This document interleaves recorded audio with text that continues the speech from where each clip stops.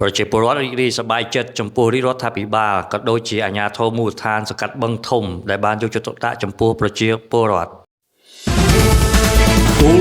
ពិភពលោកដោយមើលឃើញពីផលលំបាករបស់បងប្អូនប្រជាពលរដ្ឋនៅក្នុងភូមិដែលទទួលរងនូវផលពិបាកធ្វើដំណើរជាយូរឆ្នាំមកហើយនោះជាពិសេសនៅពេលមានភ្លៀងម្ដងសាលាសង្កាត់បឹងធំរួមនឹងលោកតោសំអឿនមេភូមិកងោកបានបើកការដ្ឋានជួសជុលផ្លូវបេតុងជាសរសៃដែកប្រវែងសរុប1192ម៉ែត្រទទឹង5ម៉ែត្រកម្រាស់1ទឹកកន្លះស្ថិតនៅភូមិកងោកសង្កាត់បឹងធំខណ្ឌកំបូររាជធានីភ្នំពេញជាគម្រោងមូលនិធិអភិវឌ្ឍសាលាសង្កាត់ឆ្នាំ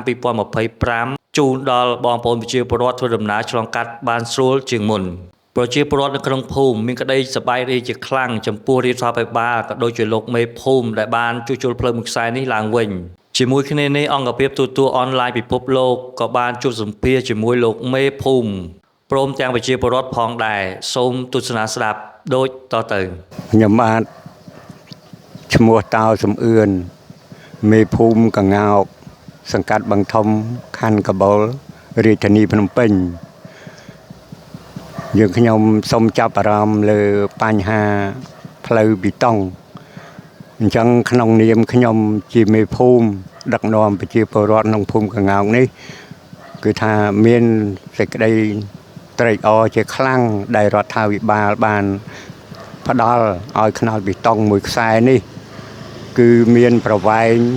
1192ម៉ែត្រ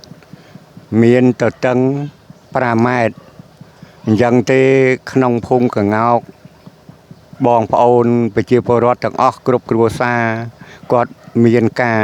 លើកឡើងថាសប្បាយចិត្តរីករាយក្នុងបញ្ហាផ្លូវថ្នល់នេះព្រោះកន្លងមក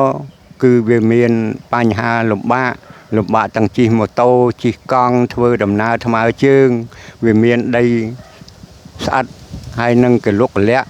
តែនៅពេលនេះគឺបានថ្នល់បេតុងមួយខ្សែនេះស្អាត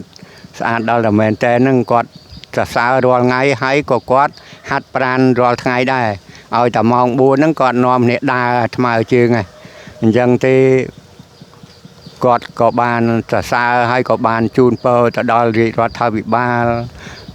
គ្រប់លំដាប់ថ្នាក់ទាំងអស់ដើម្បីជួយឧបត្ថម្ភថ្នល់នេះសូមឲ្យគាត់នឹងមានការរីកចម្រើនក្នុងការអភិវឌ្ឍក៏ដូចជាឲ្យមានអាយុយឺនយូរក្នុងការដឹកនាំប្រទេសជាតិតទៅមុខទៀតបាទខ្ញុំបាទជាប្រជាពលរដ្ឋនៅក្នុងភូមិកងោកសង្កាត់បឹងធំខណ្ឌកំពូលរាជធានីភ្នំពេញបានត្រេកអរណាស់បានយើងបងប្អូនយើងអ្នកស្រុកអ្នកភូមិបានទទួលថ្នល់បេតុងនេះដោយសាររាជរដ្ឋាភិបាលយើងនឹងមានចិត្តនឹងជួយមើលការខុសត្រូវប្រជាពលរដ្ឋតាមភូមិឃុំនេះដែលខ្វះខាតការធ្វើដំណើរនឹងទាំងកូនចៅយើងអ្នករៀនទាំងប្រជាពលរដ្ឋយើងវាការលំបាកខ្លាំងកាលពីប្រហែលឆ្នាំមុនដែលឥឡូវនេះបានរាជរដ្ឋាភិបាលយើងដឹកនាំដោយសម្ដេចនឹងបវរធិបតីបានខ្នះខ្នែងមើលឃើញនៅប្រជាពលរដ្ឋតាមភូមិឃុំសង្កាត់យើងនឹងខ្វះខាតในការធ្វើដំណើរដូចនេះនឹងរាជរដ្ឋាភិបាលយើងបានផ្ដល់ផ្លូវឲ្យយ៉ាងនឹងយ៉ាងពេញចិត្តនឹងយើងខ្ញុំវាពេញចិត្តវាយ៉ាងឧបមាវាទាំងប្រជាពលរដ្ឋទាំងអស់នឹងត្រេកអរសាទរយ៉ាងនឹងកក់ក្ដៅមែនទែនចំពោះប្រជាពលរដ្ឋយើងក្នុងស្រុកភូមិយើងនឹងត្រេកអរយ៉ាងខ្លាំងបាទជំរាបសួរពូបាទជំរាបសួរខ្ញុំមានឈ្មោះដែរពូខ្ញុំបាទឈ្មោះទឹមសុខុមពូរស់នៅភូមិកងោកសង្កាត់បឹងធំខណ្ឌកំពូលរាជធានីភ្នំពេញពូឥឡូវនេះធ្វើបានចុះមកដល់ភូមិពូផ្ទាល់ហើយបានឃើញផ្លូវបេតុងស្អាតទេពូអាចលើកឡើងតិចបានទេមុនបានផ្លូវបេតុងនេះហើយឥឡូវបានផ្លូវបេតុងចំណាប់អារម្មណ៍ពូយ៉ាងណាត្រេកអរក្មួយពីមុនមកផ្លូវនៅក្នុងភូមិយើងមានការលំបាកបាទដោយសារវាមានកលិកលុកច្រើនខែភាសាខែអីចឹងទៅវាមានទឹកវាមានអីក្មេងខ្មាំងហើយអ្នកធ្វើការងាររោងចក្រក៏លំបាកដែរតែឥឡូវនេះបានរដ្ឋាភិបាលបានធ្វើឲ្យនេះគឺក្នុងនាមខ្ញុំជាប្រជាពលរដ្ឋមានចិត្តត្រេកអរជាខ្លាំងដោយបានផ្លូវឃើញស្រាប់ស្រួលក្នុងការធ្វើដំណើរទៅមកប្រកបអាជីវកម្មមិនឃើញតែស្រួលបាទពីចុងក្រោយពូមានអីត្រាំផ្ញើក៏ថ្លែងអំណរគុណទេពូបាទជាចុងក្រោយនេះក្នុងនាមខ្ញុំជាប្រជាជនសូមថ្លែងអំណរគុណដល់អាជ្ញាធរ ដែនដីដូចជាខាងសង្កាត់ភូមិខណ្ឌក្រុងជាពិសេសក្រុងបានយកចិត្តទុកដាក់